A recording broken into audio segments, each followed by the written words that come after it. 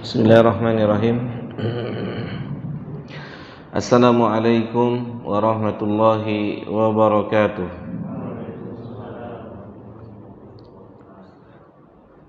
Alhamdulillahi rabbil alamin. Wassalatu wassalamu atamani akmalani alal mab'uthi rahmatan lil alamin. Wa ala alihi wa ashabihi wa man tabi'ahum bi ihsanin ila yaumiddin, amma ba'd. Baik jamaah yang dimuliakan oleh Allah Subhanahu wa taala, kita melanjutkan kembali kajian kita pada hari ini, yakni dengan membahas satu materi atau satu tulisan karya ilmiah yang ditulis oleh Syekh Shalih Munajjid hafizahullahu ta'ala, yang mana hari ini insyaallah ta'ala kita akan berbicara atau membacakan pembahasan yang disampaikan oleh penulis, yaitu berupa dosa yang ringan, sepertinya ringan, dan dosa-dosa yang dianggap biasa padahal dia adalah dosa yang besar. Hari ini kita bahas ityanul masjidi liman akala basalan au sauman au malahu raihatun karihatun, yakni dosa besar atau dosa yang dianggap biasa. Yang kita bahas pada hari ini adalah mendatangi masjid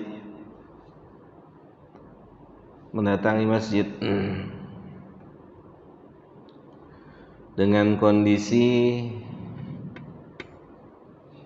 baru makan bawang atau makanan yang memiliki aroma seperti bawang, aroma yang mungkin sebagian orang tidak apa Pak? Tidak suka. Mungkin sebagian orang tidak suka. Atau apa saja yang memiliki aroma yang tidak bagus, kemudian seseorang mendatangi masjid. Dengan kondisi demikian seseorang mendatangi masjid, maka ini tentunya perkara yang seharusnya kita hindari, Pak. Seharusnya kita bisa menghindarinya. Bukan hanya bawang, apapun yang menimbulkan aroma yang tidak sedap, yang dapat memudaratkan orang lain, maka hendaknya dihilangkan terlebih dahulu sebelum mendatangi masjid. Penulis membawakan firman Allah Subhanahu wa taala dalam surah Al-A'raf ayat ke-31.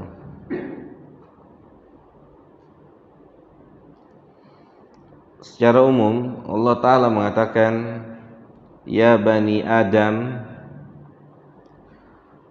khudhu zinatakum inda kulli masjidin.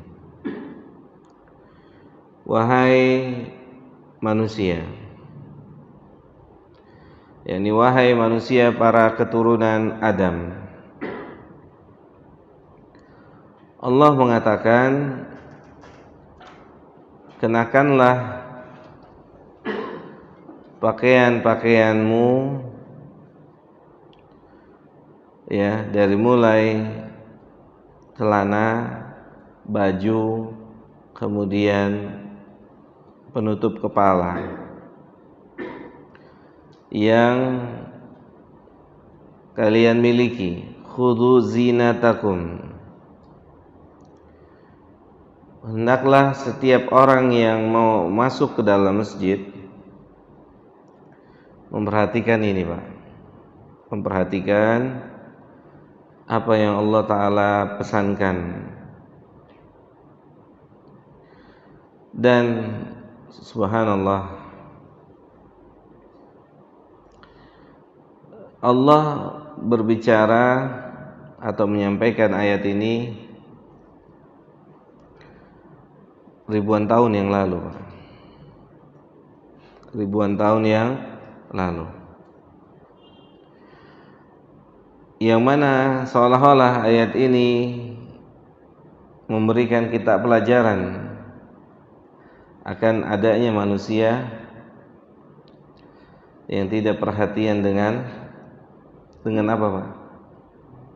Dengan penampilannya, dengan pakaiannya saat mereka masuk ke rumahnya Allah.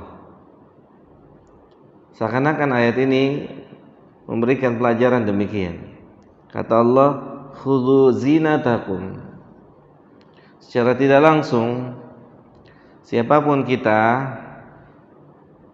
mendapatkan teguran dari Allah agar berhias diri sebelum masuk ke dalam masjid, agar berhias diri sebelum masuk ke dalam masjid.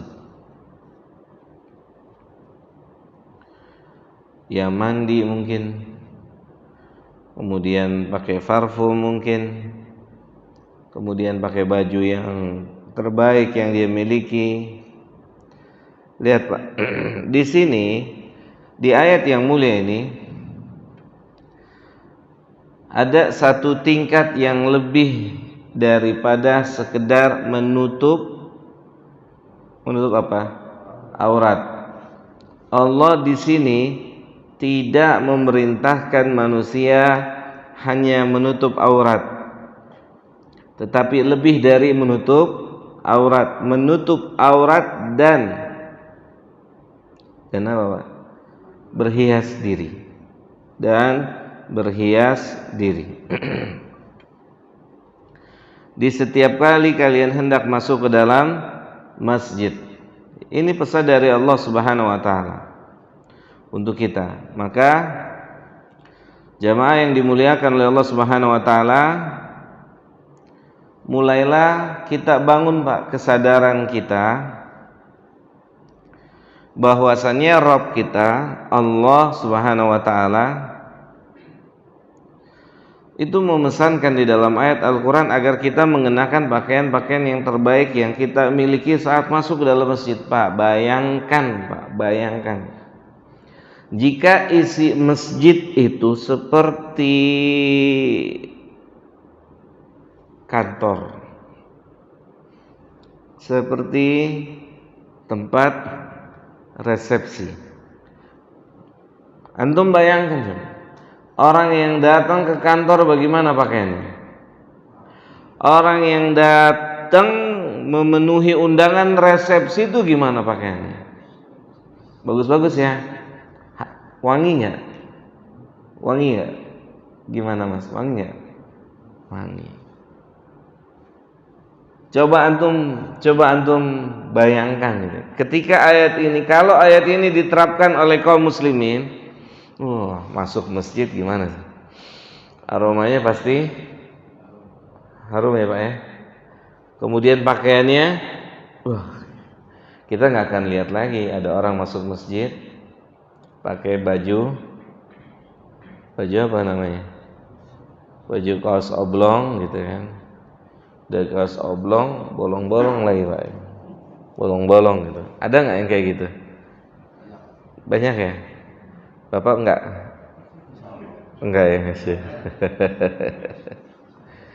Sangat disayangkan, Pak. belum timbul kesadarannya akan besarnya Allah Subhanahu wa taala, akan agungnya Allah Jalla Jalaluhu.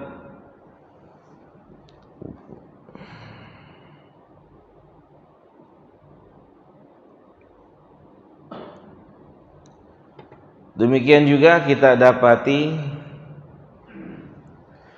sebagian dari kaum muslimin itu memakai pakaian yang kurang sedap aromanya saat masuk ke dalam masjid. Aromanya kurang sedap.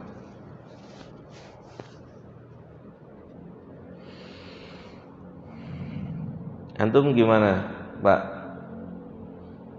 Sholat di sebelah yang memiliki aroma kayak gitu gimana, Pak? Khusyuk nggak, Pak? Ganggu ya, Pak ya? Pasti keganggu nih. Aduh, salah tempat saya nih gitu ya. Hatinya ngomong gitu, kayaknya salah tempat saya di sini. Mau pindah udah mulai sholatnya gitu. Nah, begitu, Pak. Kemudian penulis membawakan hadis Nabi kita sallallahu alaihi wasallam. Hadis yang diriwayatkan oleh Imam Al-Bukhari dari sahabat Jabir bin Abdullah. Qala Rasulullah sallallahu alaihi wasallam, bahwasanya kata Jabir, Nabi kita Muhammad sallallahu alaihi wasallam pernah bersabda. Apa kata Nabi kita? Man akala sauman au basalan falyatazilna au qala falyatazil masjidana waliyaq'ad fi baitihi. Rawahul Bukhari. Nabi mengatakan, siapa saja di antara manusia yang memakan bawang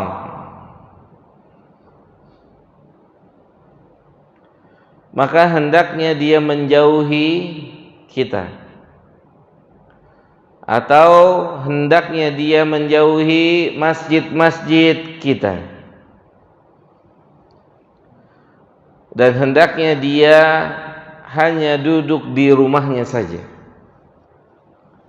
Kenapa? Karena hadirnya dia akan memudaratkan kepada orang-orang yang datang ke masjid. Harusnya dia dapat pahala dengan datang ke masjid, maka akhirnya dia bukan pahala yang dia dapatkan, apa Pak? Dosa yang dia dapatkan, karena dia mengganggu nggak Pak? Mau coba nggak Pak? Ada orang datang pakai baju yang kemarinnya lagi, misalnya datang ke masjid, gimana tuh rasanya tuh Pak? Sedap nggak wanginya Pak? Apa wanginya bikin pingsan gitu ya?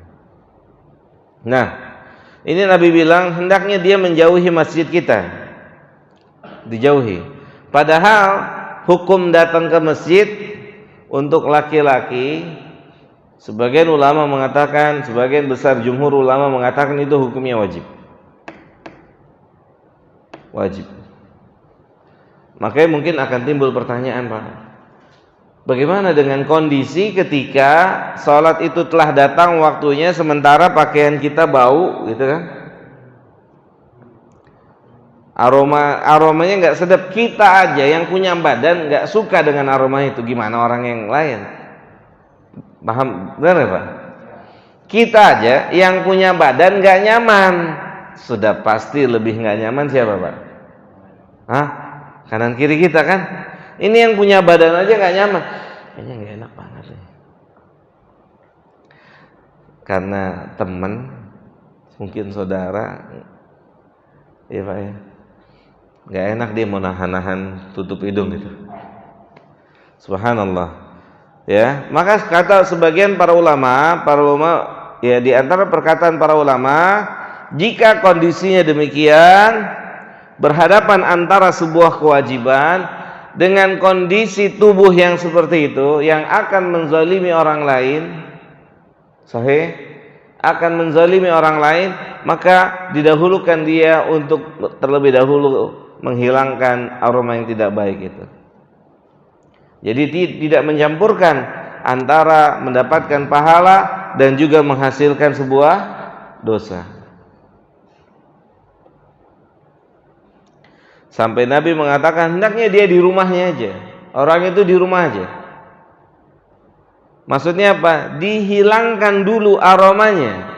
Ketika aromanya sudah hilang, maka hendaknya dia datang ke masjid.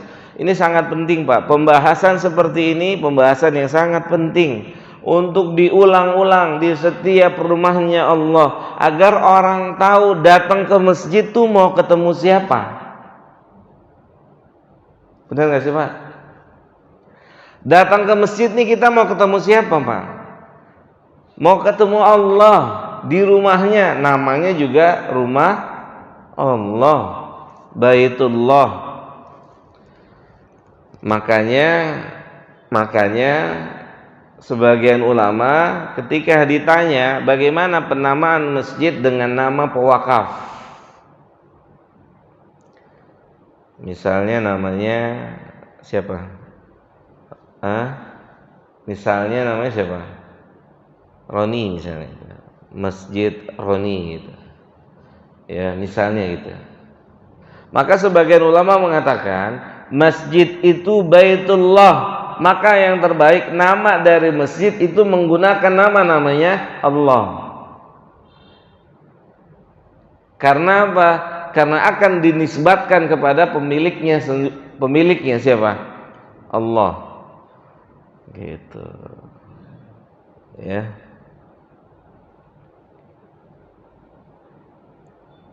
Al-Ikhlas, banyak ya masjid Al-Ikhlas ya. Nurul Haq. Antum pernah kenal Ustadz Nurul Haq? Pernah kenal? Ada yang pernah kenal? Di sini? Nggak ada. Jamaah sini ada yang pernah dengar nama Ustadz Nurul Haq? Tidak ada ya? Baik. Taib.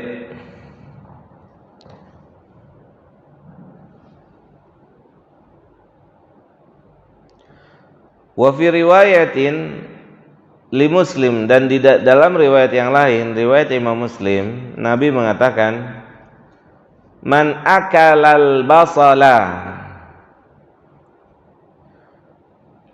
fala yuqarribanna masjidana fa innal malaikata tata'adza mimma yata'adza minhu banu Adam. Rawahu Muslim. Oh, Masya Allah. Ternyata Pak, yang terganggu dari aroma enggak sedap itu bukan cuma manusia, tapi siapa? Malaikat pun terganggu dengan aroma itu. Allahu Akbar. Berarti orang yang datang dengan aroma tak sedap masuk ke rumahnya Allah, dia bukan hanya menzalimi siapa? Manusia, tapi malaikat yang mencatat pergerakan orang-orang yang sholat pun mereka terganggu. Mereka pun terganggu. Ini perlu dibumingkan memang hadis seperti ini, biar masuk masjid aromanya sedap. Ada di satu masjid Pak, daerah Tanah Abang sana Pak. Tanah Abang ya, daerah Tanah Abang. Itu di masjidnya bikin kayak semacam banner. Kurang lebih ya Pak ya, saya lupa ingat. Cuman di situ yang saya ingat di situ luar biasanya. Masuk masjid jangan pakai kaos oblong, masuk masjid jangan bau. Gitu. Subhanallah tuh. Masuk masjid pakai baju yang bagus. Begitu Pak. Jadi orang diingetin tuh Pak, diingetin. Ana tanya sama antum nih semua nih. Antum ditelepon sama DKI 1. telepon, tiba-tiba masuk telepon antum, Mas, saya mau berkunjung ke rumah antum, atau kalau antum nggak bisa kita ketemuanlah di mana gitu ya. Anda lupa nama siapa, Pak Irwan yang ditelepon ya. Pak Irwan, ya, Anda mau ketemu nih sama antum nih, di sini ya, jam segini ya. Kira-kira, ini jujur ya Pak Irwan ya, jujur. Kira-kira apa di antara yang akan diperbuat oleh Pak Irwan apa? Apa Mas? Sahih. Benar nggak Pak? Kenapa? Wah, DKI 1 nih. Benar nggak sih? Itu terbangun tuh. Makanya iman kita tuh hitungannya iman-iman yang rendah. Ketemu Allah aja salah-salah. Mau bilang imannya tinggi, gimana imannya tinggi? Mau ketemu yang ciptakannya ngaco. Wah, itu bahasa kasarnya gitu, ngaco. Antum mau ketemu yang ciptakan antum, ngaco, sembarangan. Begitu pejabat telepon kita, Mas saya mau ketemu antum. Wah, reaksinya tuh kepalanya tuh udah isi, bajunya yang mana nih kira-kira? Diskusi dulu nggak sama istrinya? Diskusi nggak? Pak Irwan diskusi nggak? Kalau perlu nyewa, ahsan. Itu nyata, memang nyata. Orang kondangan nyewa kan Pak? Nyewa, benar nggak? Hanya untuk penampilan yang menarik di acara itu Pak. Perhatikan tuh. Maka mereka makhluk jauh lebih besar di hati kita daripada pencipta kita. Nyata. Maka gini, kecuali antum berpenampilan, kita berpenampilan seperti ini, dan seperti ini juga kita berpenampilan saat ketemu siapa saja, mau pejabat, mau rakyat, begini mafi muskilah. Contoh misalnya Syekh Shalih Utsaimin rahimahullah, itu pakaiannya sangat sederhana. Sederhana. Bahkan kalau kita lihat beliau, kata orang-orang yang pernah ketemu dengan beliau, itu nggak akan lihat dari tanda-tanda pakaiannya seorang alim besar, nggak akan ketahuan seorang alim besar. Suatu ketika beliau diundang sama raja Pak. Beliau rahimahullah diundang sama raja nih. Beneran nih kisah nyata Pak Irwan. Kalau tadi kan ilustrasi ya Pak ya. Ini kisah nyata. Antum tahu muridnya Syekh Utsaimin bilang begini kan, Syekh pakai bajunya yang bagusan dikit gitu. Kan mau ketemu raja. Apa kata Syekh Utsaimin? Saya pakai baju sebagaimana saya pakai baju menemui Rob saya. Enggak ada yang istimewa. Subhanallah. Paham? Saya pakai baju ini temuin Rob saya, dan seperti itu juga saya temuin siapapun juga. Kalau kita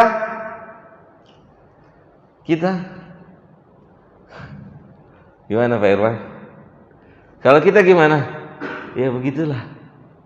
Lihat Syekh Utsaimin. Saya pakai baju ini menemui Rob saya. Saya menemui Rob saya pakai baju ini. Maka pakai baju ini pula saya temuin siapapun. Subhanallah. Luar biasa itu Pak. Gitu. Ajib ya Pak ya. Benar nggak Pak Irwan? Mulai kita bangun Pak. Kita bangun. Ya, bangun apa? Bangun kesadaran gitu. Itu membantu khusyuknya sholat loh Pak. Membantu orang bisa dapat khusyuk sholat.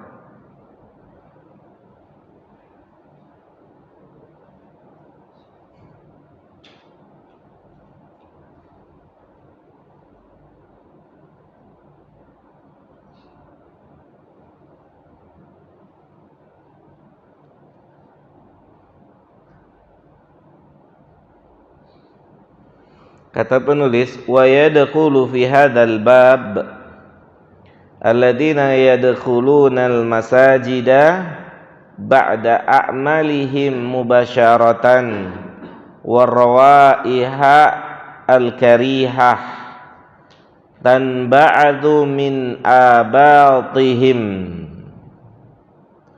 wa jawarihim. Dan masuk dalam larangan ini adalah siapa saja yang memiliki aroma tidak baik dari tubuhnya, seperti misalnya mungkin para pekerja, pedagang atau apa saja, atau siapapun juga yang memiliki aroma tidak baik setelah aktivitasnya, yang mengeluarkan aroma tidak sedap dari ketiaknya,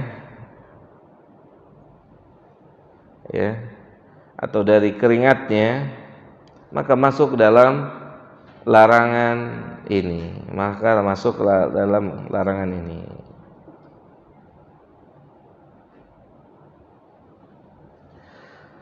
Kemudian secara terperinci beliau mengatakan wa aswa'u min hadza al-mudakhinun, dan yang lebih jelek dari ini, yang paling jelek dari sekian banyak aroma yang masuk masjid, aroma rokok yang tertempel. Ada nggak orang yang tidak merokok pusing cium bau rokok, Pak?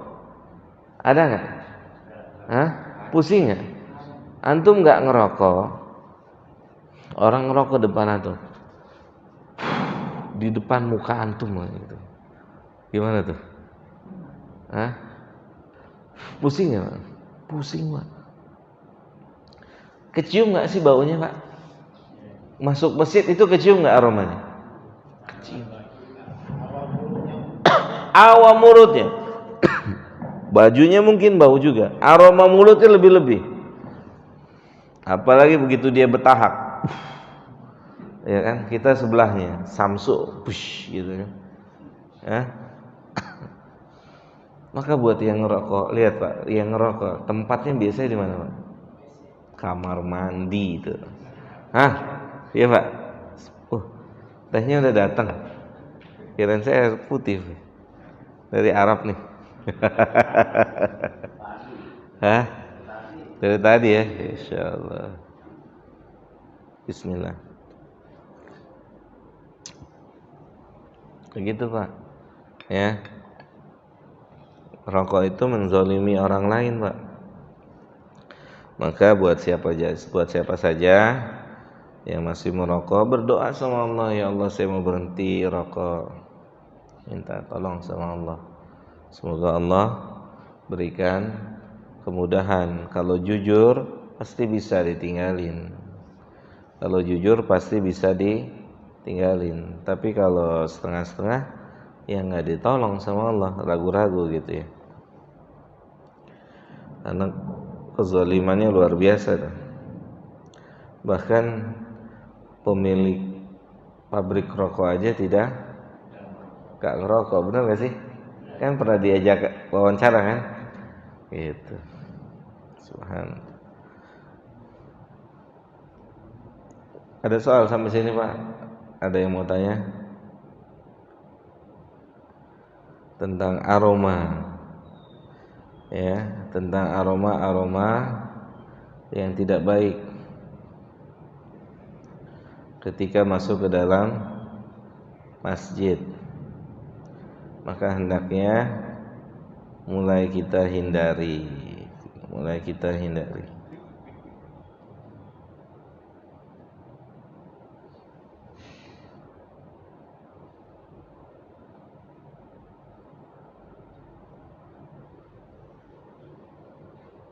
Nggak ada?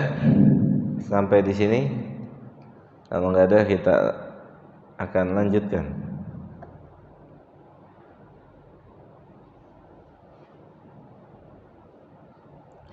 Yang berikutnya,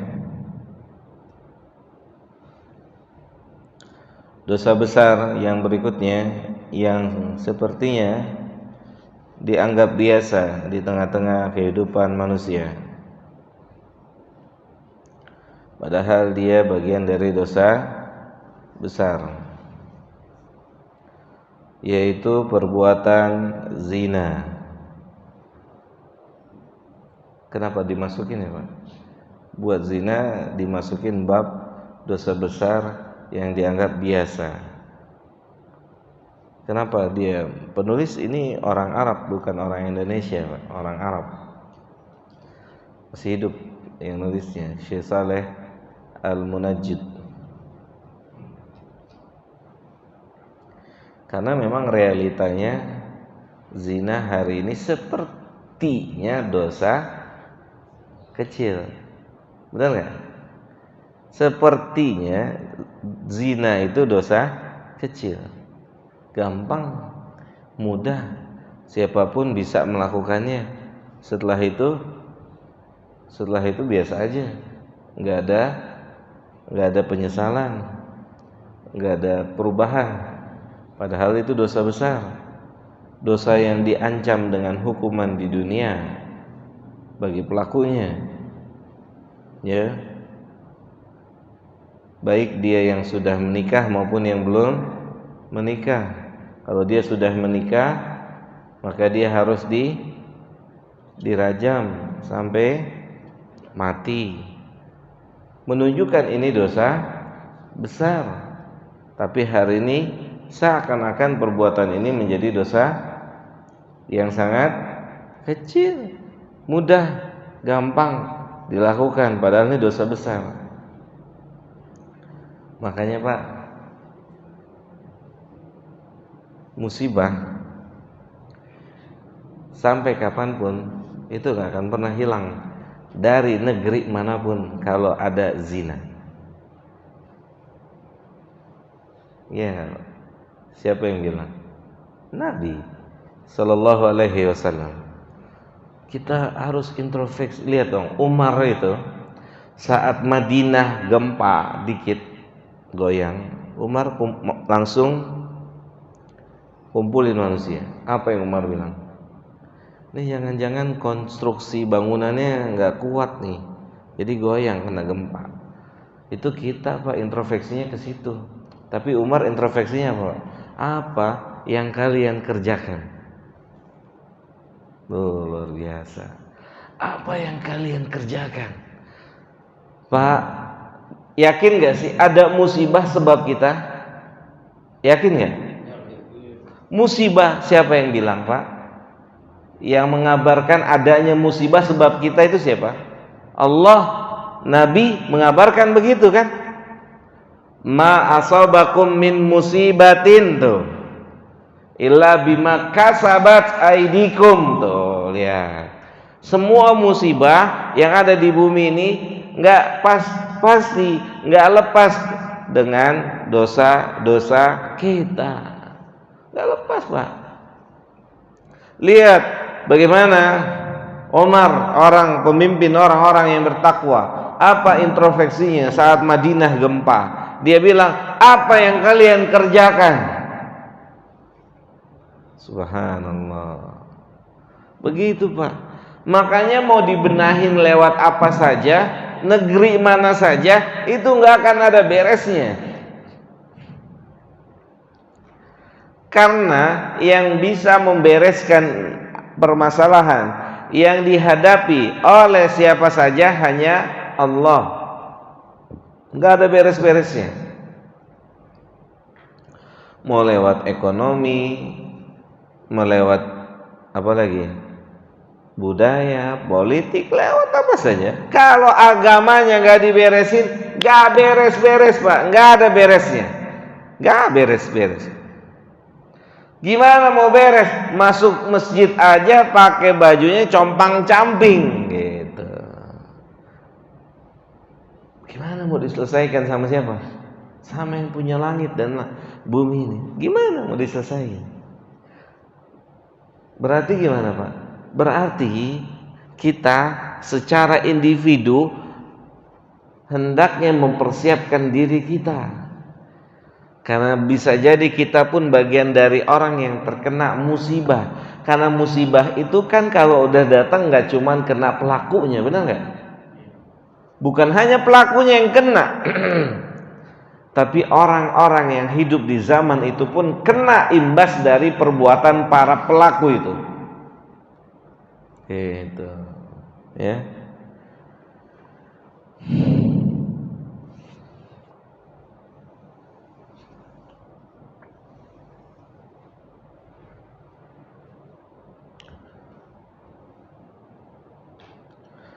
Walamma kana min maqasid asy-syari'ati hifdzul aradi wa hifdzun nasali jaa fiha tahrimuz zina. Kata penulis hafizahullah, yang mana maksud dari ditetapkannya syariat Islam adalah untuk, atau di antara maksud ditetapkannya atau adanya syariat itu untuk apa? Untuk melindungi jiwa manusia, melindungi keturunan, melindungi harta. Ya, adanya syariat Islam itu diantara tujuannya melindungi tubuh manusia, melindungi harta manusia, melindungi kehormatan manusia. Kalau syariat Islam itu tegak, bisa ditegakkan, maka harta kita ini akan terlindungi. Gak perlu antum beli apa? Gembok ganda. Ya. Udah di dalam pagarnya digembok, motornya digembok, dikunci stang. Nah, di dalam pagar tuh. Benar gak sih? Itu di rumah sendiri udah kayak begitu. Gimana lagi kalau di luar? Itu di rumah sendiri tuh begitu. Pagarnya digembok. Gemboknya berapa, Mas? 1 apa 2? 3. Oh, luar biasa. Sudah digembok, motornya dirantai, habis dirantai kunci stang, kasih kunci cakram. Itu di dalam rumah tuh kayak begitu. Kayak di dalam rumah sendiri begitu, Pak. Subhanallah. Maka kalau ada syariat Islam, tiba waktunya suatu saat nanti, atau sebagaimana di Mamlakah hari ini, maka orang taruh mobil, kuncinya di dalam mobil, tasnya di dalam mobil, gak ada yang berani ngambil tuh, Pak. Gak ada yang berani ngambil, gak ada. Coba aja main-main ngambil. Waduh. Makanya Pak, coba kalau Bapak perhatikan hukuman-hukuman yang ada di Saudi itu rata-rata pelakunya orang-orang non-Saudi. Rata-rata pelakunya bukan penduduk Saudi. Kenapa, Pak? Karena penduduk pribumi sudah tahu negaranya nggak main-main, curi potong tangannya, nggak main-main. Gitu. Pendatangnya yang suka main-main kan gitu. Akhirnya potong tangannya, dipancung dan seterusnya. Gitu, Pak.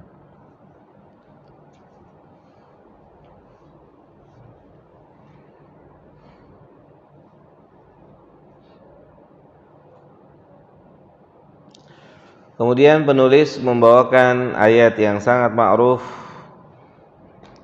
dalam surat Al-Isra ayat ke-32. Wala taqrabuz zina innahu kana fahishatan wa sa'a sabila. Sekarang yang mendekatkan diri kita dengan zina itu banyak ya, Pak ya. Di antaranya apa? Hah? HP. Sahih ya? Itu di antaranya. Dulu nggak ada. Bahkan kata para ulama, kebayang dong dulu Imam Syafi'i, ya kan, mengeluhkan hafalannya, datang kepada Imam Waqi'. Ya, dia bilang, syakautu ila Waqi'in an su'i hifzin. Saya datang menemui Imam Waqi', guru saya. Dan saya mau cerita nih, kok kayaknya hafalannya berantakan nih sekarang nih gitu ya. Kenapa nih gitu ya. So, perhatikan Pak, nasihat dari gurunya Imam Malik. Satu aja nasihatnya. Tinggalin maksiat. Ingat-ingat apa yang pernah dilakukan. Dalam riwayat disebutkan Syafi'i melihat betis. Riwayat yang lain menyebutkan melihat bagian dari kaki. Kalau kita hari ini, kalau bukan dengan pertolongan Allah, kita pun bisa jatuh dari dosa dengan dosa zina. Sahih Pak? Kita hari ini bukan cuman itu yang kelihatan, tapi seluruh tubuhnya bisa terlihat dengan jelas dengan alat ini. Sahih Pak? Seluruh tubuhnya bisa terlihat dengan jelas dengan alat ini. Nah, makanya kalau bukan dengan pertolongan Allah, gak bisa kita selamat dengan dengan alat ini Pak. Alat ini. Makanya saya nasihatin Pak, buat saya dan buat kita semua, kalau mau main di media sosial, hendaknya punya akun satu Pak. Satu. Punya bapak, punya istri, punya anak-anak, akunnya sama. Sehingga apa yang dibuka istri antum tahu, yang dibuka suami istri tahu, yang dibuka anak bapaknya tahu. Kalau udah begitu kan insya Allah terjaga Mas.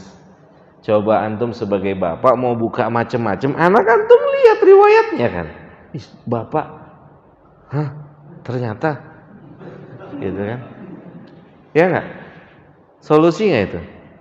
Solusi kan? Untuk menjaga diri kan Allah bilang apa? Ya ayyuhalladzina amanu qu anfusakum wa ahlikum nar. Ini Pak, kita ini nggak bisa lepas dari alat ini, nggak bisa. Apalagi sekarang ditambah lagi dengan adanya vaksin, kemana-mana scan dulu, ya nggak? Benar nggak sih?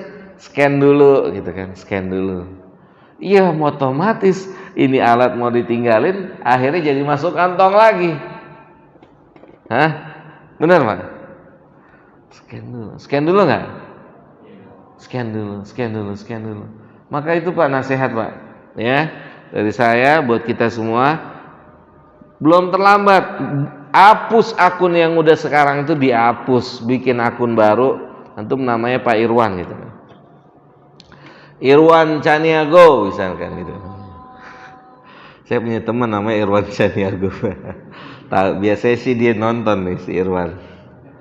Namanya Irwan Caniago. Satu akun, handphonenya banyak. Wow, ajib Pak.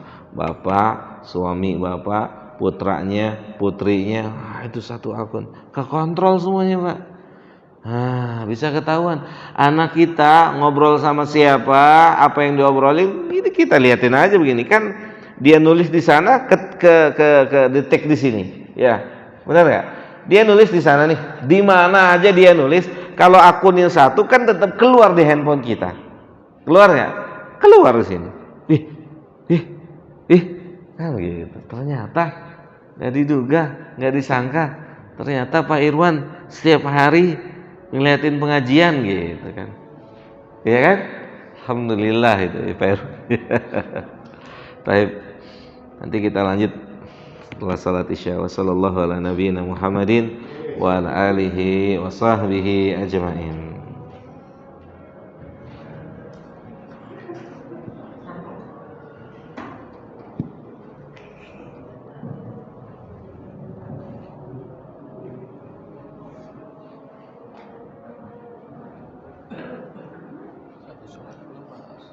Salat Isya.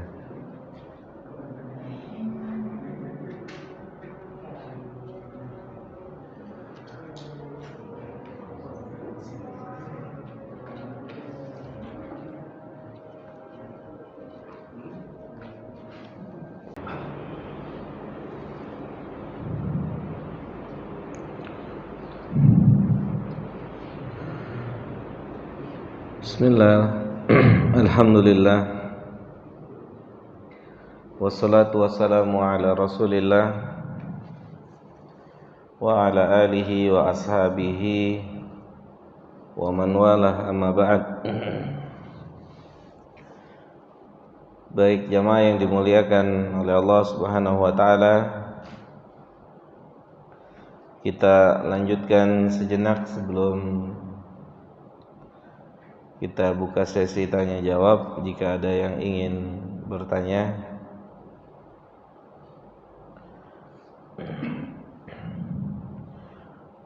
penulis membawakan firman Allah Subhanahu wa taala dalam surah Al-Isra ayat 32, wala taqrabuz zina innahu kana fahishatan wa sa'a sabila. Ini sebuah pesan dari Allah Subhanahu wa taala agar kita tidak mendekati semua hal, baik ucapan maupun perbuatan yang dapat menghantarkan pada perbuatan zina.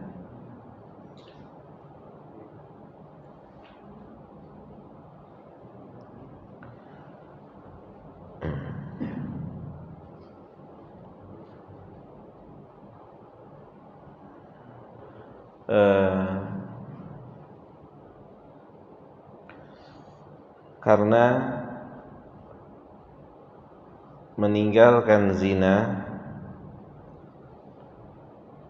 dengan meninggalkan perkara yang mendekati zina itu lebih mudah meninggalkan perkara yang mendekati zina daripada meninggalkan zina itu sendiri. Contoh ya, misalnya saat kita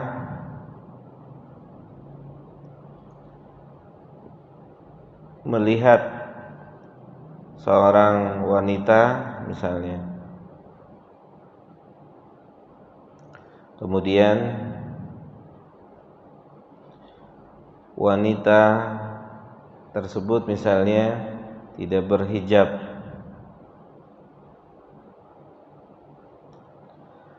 kemudian kita melihat secara bebas, menatap, menikmati dan seterusnya. Kemudian mungkin bisa sampai pada level berkenalan. Itu jauh lebih sulit untuk dihindari ketimbang, yakni lebih ringan jika kita tidak melihatnya, menatapnya, menikmatinya. Itu jauh lebih ringan untuk ditinggali. Tapi kalau sudah masuk bab itu, maka jauh lebih susah untuk keluarnya, jauh lebih susah untuk berlepas dari perbuatan tersebut. Maka di sini penulis mengatakan bal wasaddati syari'atu jami'ad dara'i' wat turuq al-musilah ilaihi bil amri bil hijabi wa ghaddil basari wa tahrimil khalwati bil ajnihati wa ghairi dzalika. Kata penulis hafizahullahu taala, bahkan syariat kita, syariat Islam,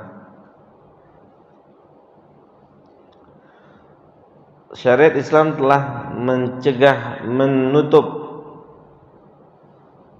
semua jalan-jalan yang bisa menghantarkan seseorang jatuh dalam perbuatan zina, yaitu dengan menetapkan adanya perintah untuk berhijab. Di antara hikmah perintah berhijab, yakni agar menghindari terjadinya perzinahan.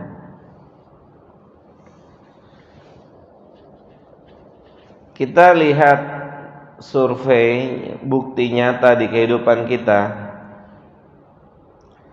seorang wanita yang memakai hijab yang baik dengan seorang wanita yang belum menggunakan hijab,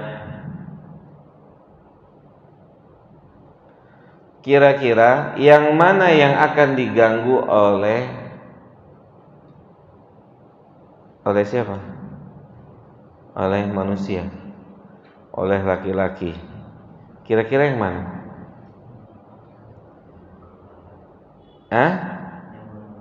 Yang belum menggunakan hijab, dari mulai diapain, Pak?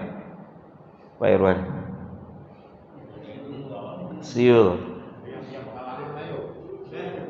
Semuanya pengalaman kayaknya. Disiulin, siul ya. Digodain.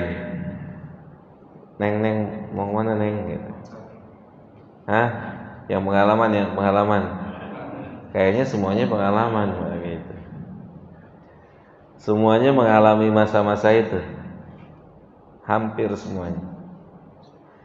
Tapi kalau wanita yang berhijab rapi, saya rasa kemungkinan untuk dia mendapatkan perilaku seperti wanita yang tidak berhijab itu kemungkinannya kecil. Kemungkinan sangat kecil. Maka di balik hikmah penetapan perintah sebuah hijab untuk wanita, pada hakikatnya itu untuk mencegah terjadinya perzinahan.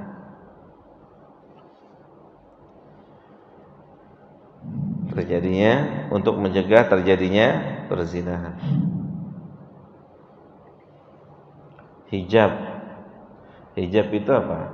Batas. Ini hijab nih, tembok ini hijab nih, hijab. Hajib yang membatasi. Kita tidak bisa melihat apa yang dibalik tembok, itu namanya hijab. Wanita menutupi dirinya, dia berhijab, kita nggak bisa lihat sebagaimana wanita yang membuka auratnya.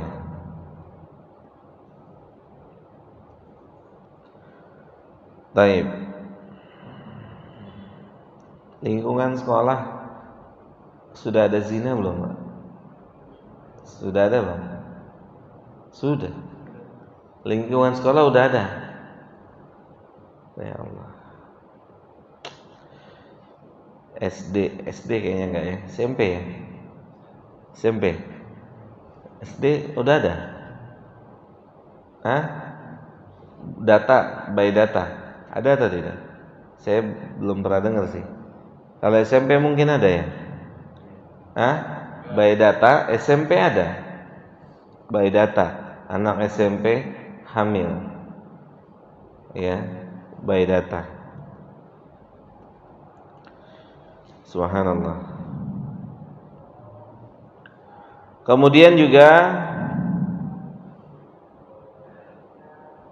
syariat menetapkan agar kita membatasi pandangan kita, menjaga pandangan kita. Pada hakikatnya ini adalah sebagai sebuah langkah dari syariat agar tidak jatuh dalam perbuatan zina, ghaddul basar.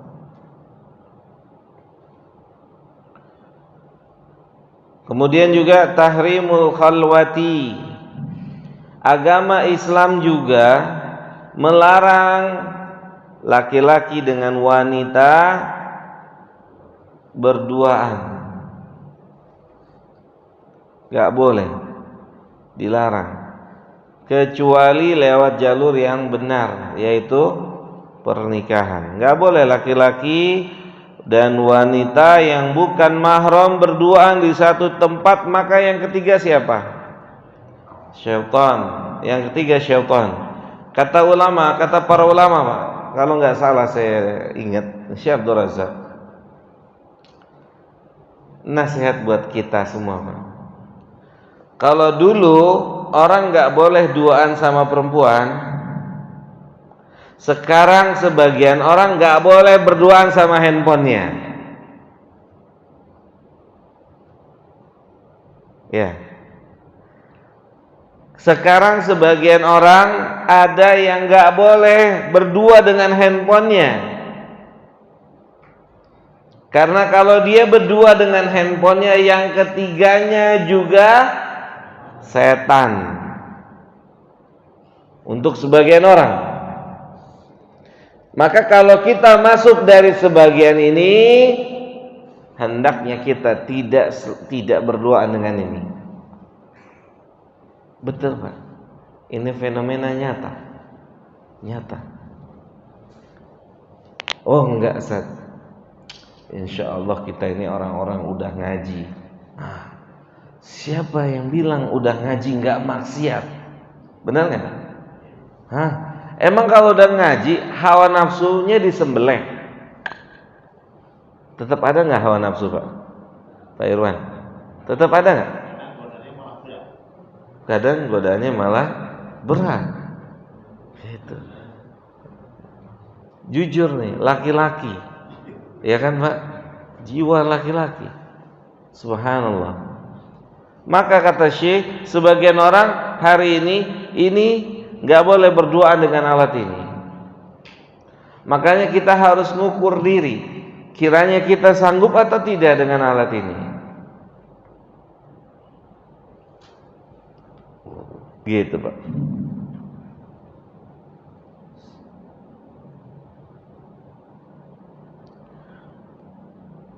Baik, ada yang mau tanya Pak sampai sini?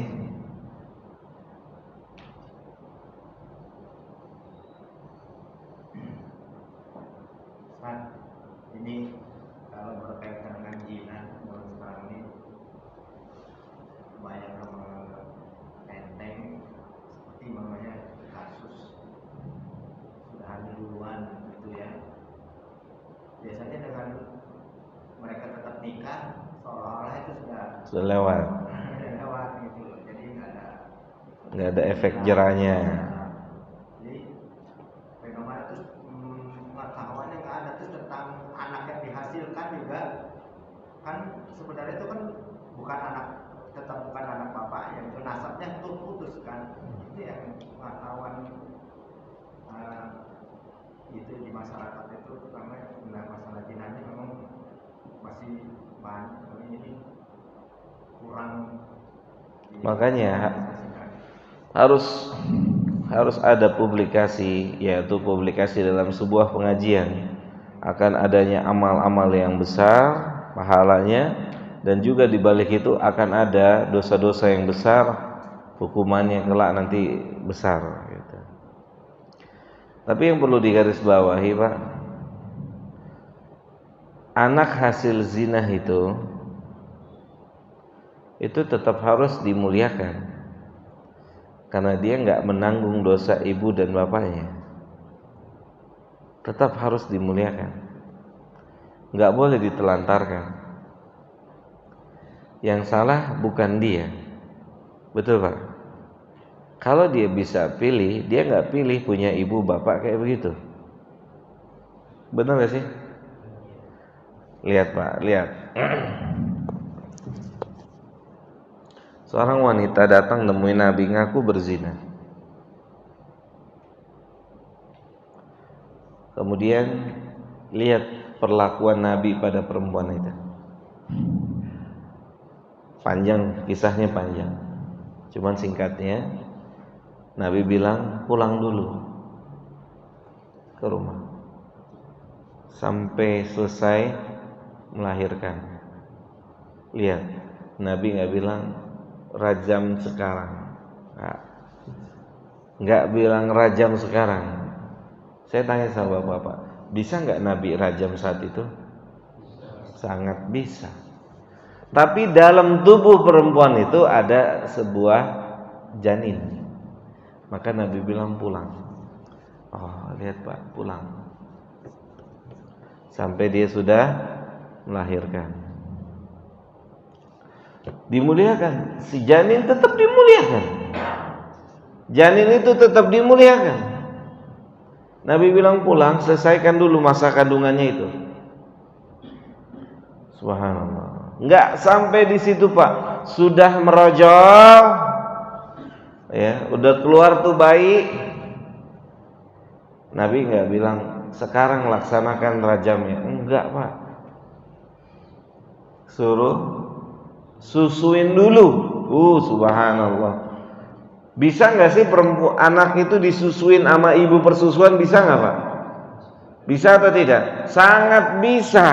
Oke, karena dia sudah melahirkan, bayinya sudah keluar, oke, saatnya kita rajam dia. Tapi beda, Pak, ASI dari ibunya dengan ibu persusuan itu beda. Hubungan emosional antara ibu dan anak. Selesaikan dulu, lihat, Pak, dimuliakan tuh bayi tuh, Pak. Maka selesai masa penyusuannya baru dilaksanakan hukuman itu. Baru dilaksanakan. Maka salah kalau kita mengatakan anak haram. Anaknya nggak salah apa-apa, Pak. Benar nggak sih? Lu anak haram lu gitu. Anaknya nggak salah apa-apa. Salah nggak anaknya, Pak? Salah nggak? Nggak salah. Anaknya nggak ada salah-salahnya. Yang salah bapak ibunya. Dan hari ini banyak kejadian, sangat banyak. Sahih, sangat banyak. Ngeri, Pak, sangat mengerikan. Maka harus benar-benar berdoa pada Allah agar kita keluar dari dunia ini dan tidak jatuh dalam dosa itu. Ngeri, Pak. Nggak ada jaminan, siapapun kita nggak ada jaminan, nggak ada jaminan bisa selamat dari dosa ini. Karena kita hidup di zaman yang dosa ini bisa kita lakukan kapan saja. Sahih? Dosa ini adalah dosa yang bisa kita lakukan kapan saja. Na'udzubillahi min dzalik. Jangan deketi. Allah udah bilang jangan deketi. Kalau dideketi nggak mungkin bisa mundur, susah. Susah. Allah taala a'la wa a'lam. Ada lagi, Pak? Batasan zina itu sampai mana? Kan ada zina mata, istilahnya zina tangan, zina pikiran dan lain-lain. Apakah termasuk kayak berkhawat, terus yang biasa sekarang orang lakukan, terus berpegangan tangan yang bukan mahramnya itu termasuk zina juga, atau batasannya sampai mana? Iya, baik. Memang secara nas hadis Nabi mengatakan mata ada zinanya, yaitu apa? Melihat, memandang, mata berzina. Mulut juga ada zinanya, berbicara yang vulgar, mencium dan seterusnya. Tangan, kaki, semua ada zinanya, dan bahasanya juga zina, bahasa Nabi. Dan yang membedakan antara zina sampai berhubungan suami istri dengan itu semua hukumannya. Yang mendapatkan hukuman rajam atau cambuk adalah yang sudah bertemu antar dua kemaluan. Adapun zina tangan, mata, maka dia tidak termasuk dari yang terkena hukuman itu. Itu perbedaannya di jenis hukuman. Tetapi dia tetap dinamakan dengan zina. Tetap dinamakan dengan zina. Dan syariat yang menamakan itu zina. Gitu. Jangan sampai juga ya kita berpikiran bahwasannya berarti memegang, menatap, melangkah, ya kalau belum sampai berhubungan suami istri masih aman. Jangan sampai juga berpikir seperti itu. Karena Nabi sendiri Shallallahu Alaihi Wasallam memberikan ancaman yang cukup keras, Pak. Untuk laki-laki dan perempuan yang berinteraksi harus bertemu dua anggota tubuhnya atau kulitnya, padahal keduanya bukan mahram. Bagaimana kata Nabi? Ditusuk apanya, Pak? Kepalanya dengan besi lebih baik daripada harus dia menyentuh lawan jenis yang bukan mahram. Berarti ini kan bukan perkara yang kecil, ini perkara yang besar, Pak. Perkara yang besar. Subhanallah. Makanya harus hati-hati dengan dosa ini. Dan harus berdoa, Pak. Di mana tempat kita tergoda, Pak? Ya. Di mana coba tempat yang kita nggak tergoda? Ada nggak, Pak? Hah? Nggak ada, Pak. Di mana-mana, Pak. Di busway. Hah? Gimana di busway? Jangan ditanya lagi tuh, Maya. Di mana lagi, Pak? Di mall. Ada nggak? Tergoda nggak? Di pasar. Di mana coba tempat yang nggak tergoda? Di mana? Semua tempat ada kesempatan, ada peluang untuk jatuh dalam dosa itu. Bahkan dibungkus-bungkus makanan, minuman, sabun, sampo, benar nggak? Nyata nggak? Bungkusnya si Neng nggak pakai baju, pakai dong bajunya. Seneng bajunya seksi, benar tuh? Dibungkus tuh, dibungkus. Subhanallah. Nyata kan? Semua permen apa aja, subhanallah. Makanya sangat wajar kita harus khawatir jatuh dari dosa ini. Na'udzubillahi min dzalik. Ada lagi, Pak, yang mau tanya?